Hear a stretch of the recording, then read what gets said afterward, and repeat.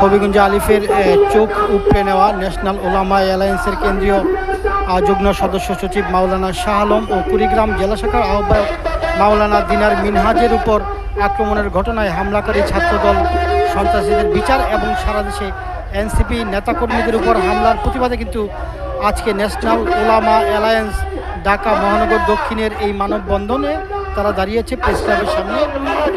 আমরা দেখছি একজন একটি প্লে কার্ড হাতে ধরে রেখেছে যে শুধু একটি চোখ নয়, অন্ধ করা হয়েছে গণতন্ত্রকে। আরেকজন কিন্তু আরেকটি প্লে কার্ড আমরা দেখছি আলিফের চোখ ফিরিয়ে দে, এরকম প্লে কার্ড হাতে নিয়ে কিন্তু তারা আজকে এই মানববন্ধন করছে।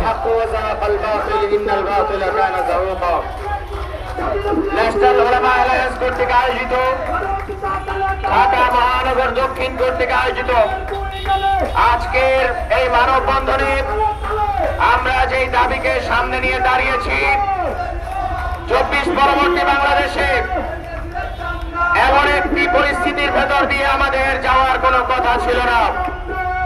আমরা দেখতে পাচ্ছি আমাদের সহযোদ্ধাদের উপর সারা দেশে বিনা উস্কানিতে ছাত্র দলের সন্ত্রাসীরা আক্রমণ করে বেড়াচ্ছে।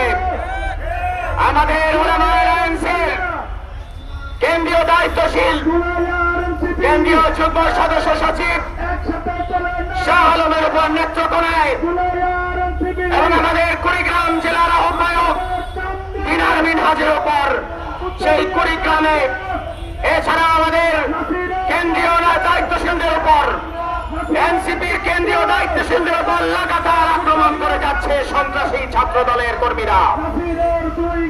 আমরা দেখেছি অত্যন্ত লজ্জাজনক ভাবে